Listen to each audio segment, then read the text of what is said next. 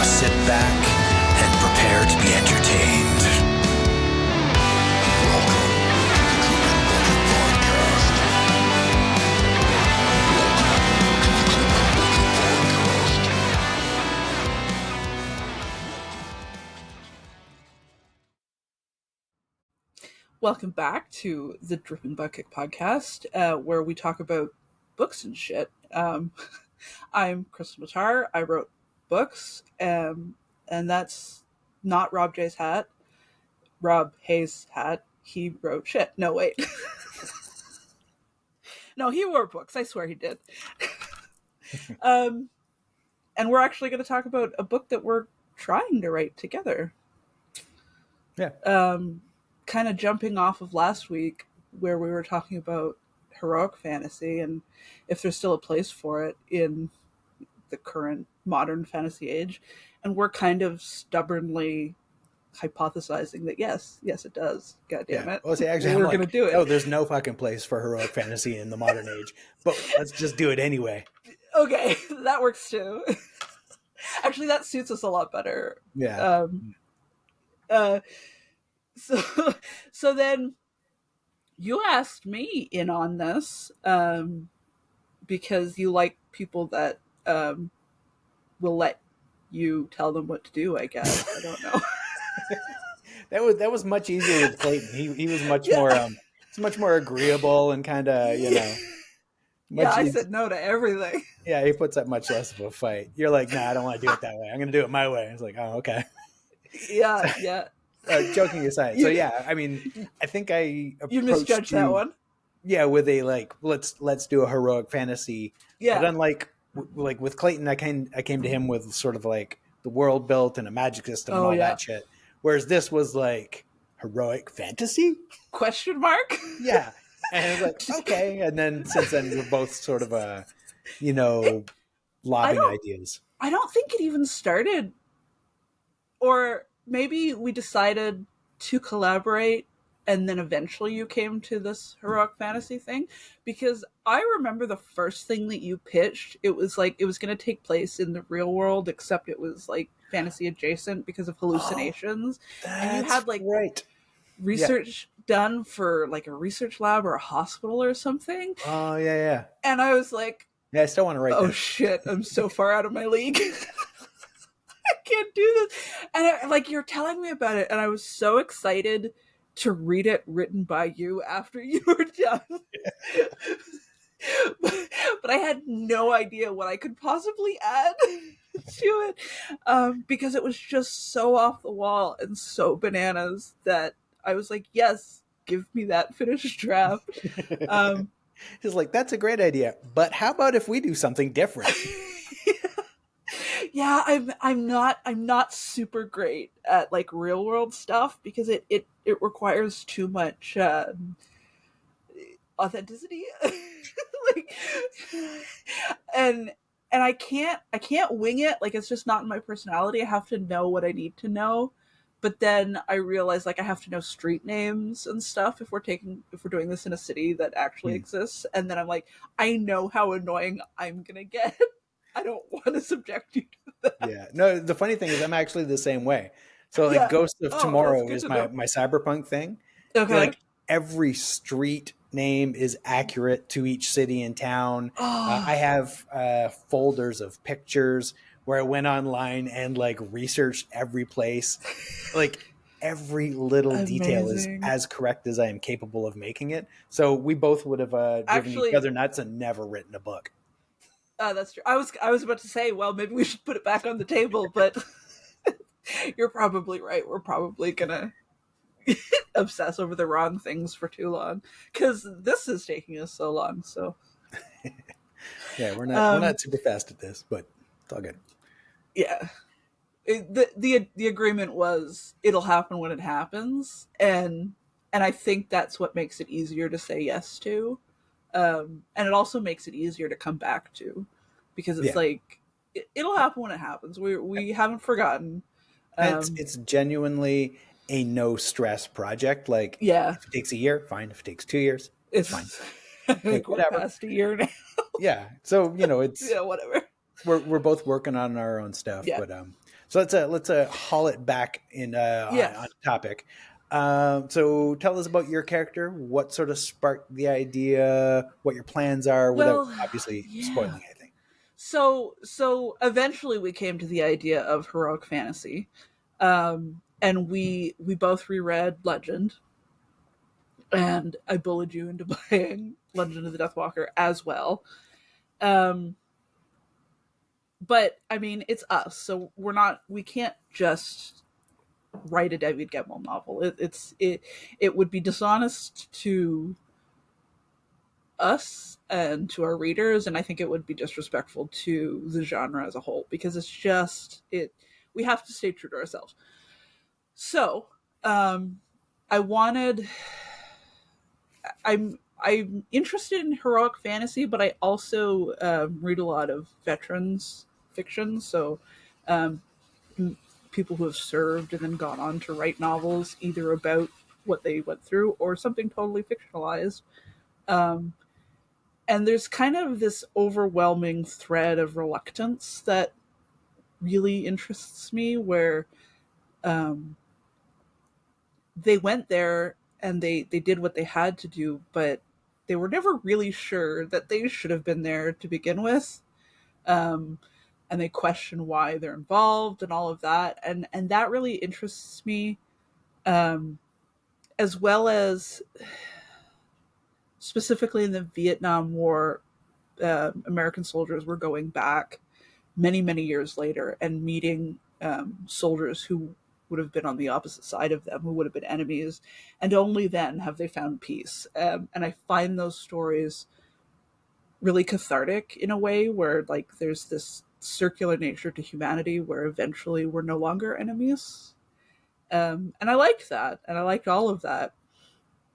So with all of that in mind, I thought about a character that was kind of less a young, over eager soldier as we see in heroic fantasy, and more like a war correspondent question mark, or something like that, where he's drawn in to bear witness, um, but ends up fighting anyway because he must.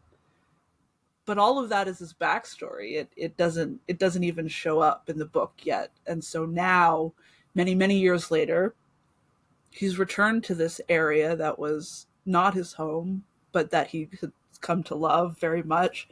And it's in danger again, and he's going to have to try again to save it in a way that he failed to save it the first time around. And that circular nature is what made me like, yes, this is the project, this is the one, because we went through quite a few ideas before we Yeah. hit this one. Yeah. And this was like, yes, this hits all of my neurotic interests. I can Yeah. do this Yeah. and say And something that I'm interested in saying while paying service to a genre that I do very much respect. mhm. Yeah. And so your character very much sort of shaped and decided what I was going to write, which is the sort of adopted daughter of this war hero who's not quite a war hero. War hero Um, question mark. yeah, and Yeah. who has sort of grown up, on the stories of the Yeah. past glories and whatnot. Even though her father, He's not the adopted one father, telling those yeah, stories. he never talks about it, but Yeah. like everybody around them talks about it. He is Yeah. the hero of such and such past, kind of thing. Um, and so I love the idea of, I mean, you taking the sort of the male warrior Yeah. character, me The writing the wise daughter and character. I old. thought that was great. Yeah. Like, I love that. And then you know, she has the sort of the shiny sheen still of there's some innocence there, because she's he sort of rescued her from the war zone, and brought her out, saved her, raised her.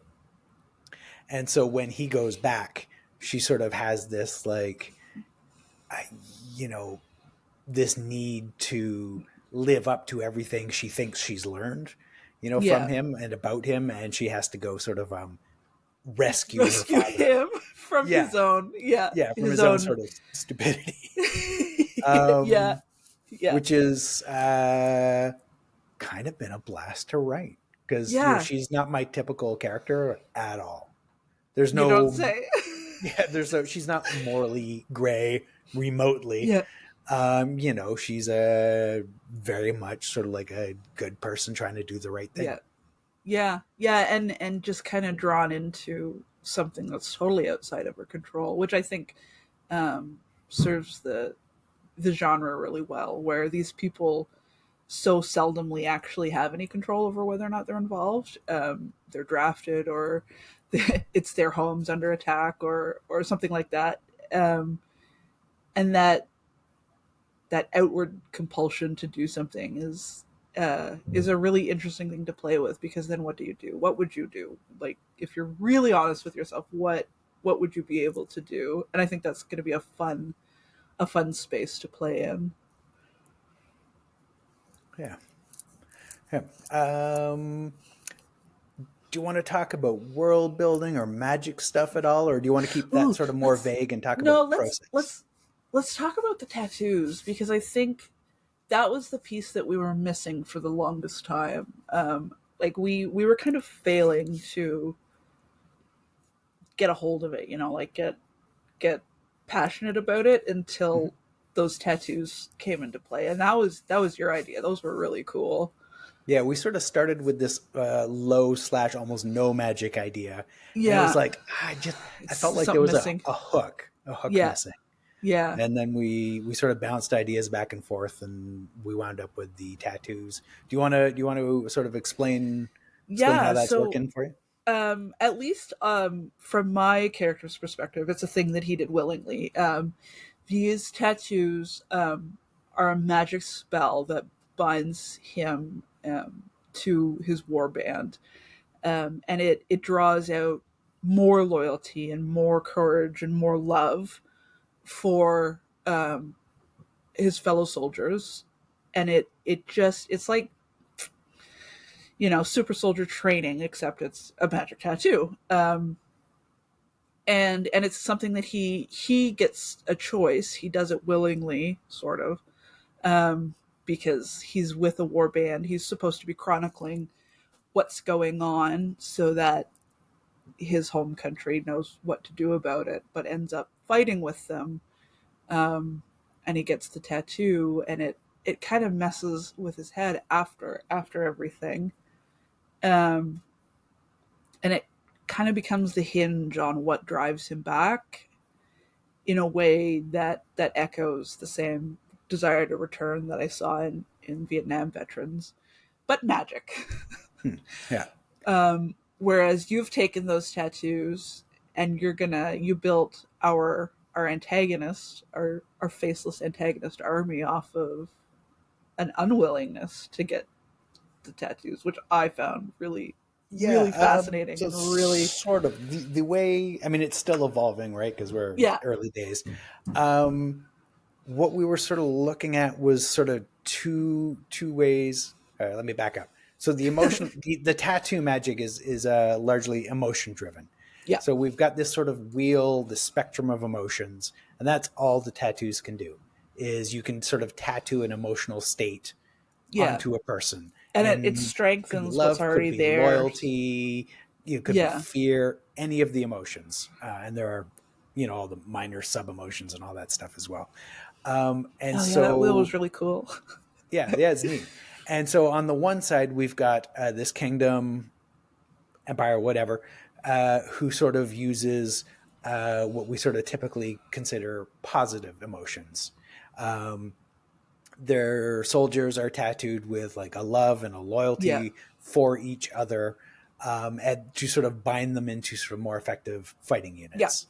And on the far side, with the same sort of end goal, the sort of evil empire of tattoo slaves, the ink slaves, are using negative emotions to sort of achieve the same thing. yeah. Fear, fear of abandonment, fear of letting someone down.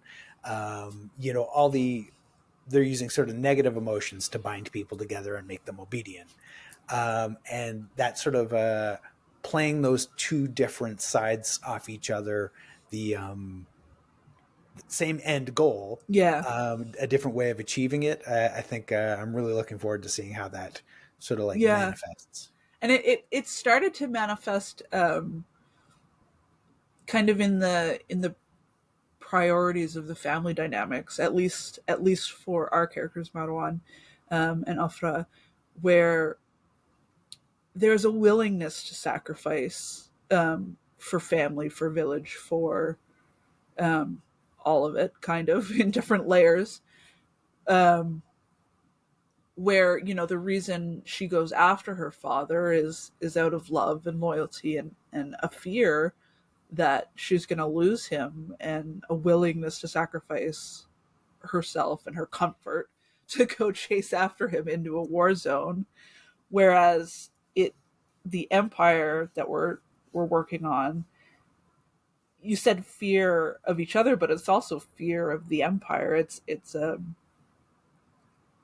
what am I saying? An enforced sacrifice. It's a decision that's been made for these people, where instead of a decision that they're making willingly. And I find that dichotomy has been a lot of fun to play with. Yeah. And any sort of real world suggestions or links to modern countries, purely coincidental. Yeah, we're only human. We can't make it all up from scratch. But it's been fun to explore those familial bonds in fantasy, because for anyone who knows me knows that I tend to write more romance focused, and certainly found family and father and son relationships, but my father and son relationships are not good. So having Marwan being kind of a doting father after spending so many years of Tashwe being kind of not a great father has been a lot of fun. Like, it feels like he's within my wheelhouse, but still takes me way out of it because he succeeded. Yeah, I Raising think that's a happy that's child. half the fun with this project is my character isn't. Yeah, She's not a powerful demonologist. She's not the she's not a demon god necromancer. reborn. She's not a Yeah, street sorcerer. She's nothing. She runs a pub called the Dripping the dripping Bucket, bucket. Yeah, it had to and be the dripping bucket. and she's sort of she's a mom, Yeah, and she's got this sort of father who wanders off to get himself into trouble and is like, the self kill. gotta go get dad before he does something stupid. Yeah, You and know. it's out of a place of love and respect and honoring a family bond in a way that I don't think I've seen a lot of in a Michael Fletcher No, universe. I don't think there's So been any of that. it's funny how this project kind of brings out a more optimistic side of us. But then at the same time, it accidentally became really focused on grief and what healing from grief looks like, if that is indeed even possible, Mhm. um, in a way that we definitely did not intend. Like, it was never on the brief for okay, heroic fantasy, but make it sad boys in armor. Yeah, um, and I'm but curious if we'll actually manage the heroic angle like at all. no, listen, I've got it. I've got it on lock. I've got the ending in my head Oh, okay, so good. clearly. Hopefully, you don't veto it. um, but I think grief is an important part of heroicism, because I think heroicism, in the way that David Gemmell posits it, is a thing that is very sacrificial. Um, can I spoil Legend? Like, is it old enough now? But Dress makes the ultimate sacrifice for the fortress, and the rest of the people around him are left to deal with that grief. And his stories are often kind of sad in a way, but and so it becomes like this integral part of it, where there's an awareness of grief in heroicism that really draws me in. that I don't think I noticed until we started working on it ourselves. Yeah, I certainly had not thought about it from that angle, and I can see how for both characters the Yeah. story is definitely going to go there. Yeah. Yeah, Yeah. I kind of getting excited about getting back to it again. Yeah, yeah, me too. I've been thinking about it, like, just because I'm, writers are melodramatic creatures, and I'm stuck on a chapter, so I throw temper tantrums and pretend not to think about it. But yeah, I think there's an innate optimism in it that has the potential to be really healing, but also we're gonna make people cry. That's Yeah, if this doesn't break hearts, then we've failed. we failed. Yeah, yeah. What's the point of heroic fantasy if you're not a sobbing mess at the end?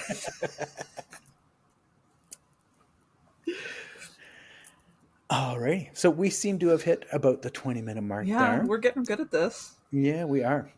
Do you have any final thoughts? Anything you want to add, throw out there, talk about? That's a good question. No, no, I think that's good. I think. Did you have anything you wanted to say? I feel like I talked a lot more than you did this time. Yeah, that's fine. No, that's good. Okay. We will have episodes where it's the other way. Yeah. Okay. Yeah, no, I think I'm good. I think we sort of hit the big stuff. Maybe at some point we'll do an episode where we talk about the sort of a collaborative process. Yeah. How we Yeah, I divide think that up. would be interesting because actually, that people ask me about that first.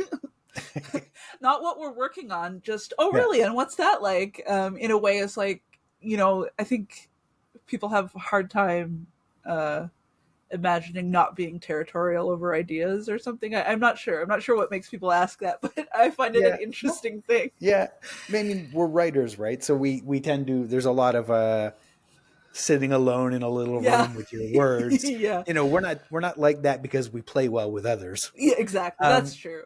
But and yet, it works. You tend to collaborate a lot, and I have a theory that it's because you're also a musician, and collaboration is baked into music in a way that it isn't as much in writing.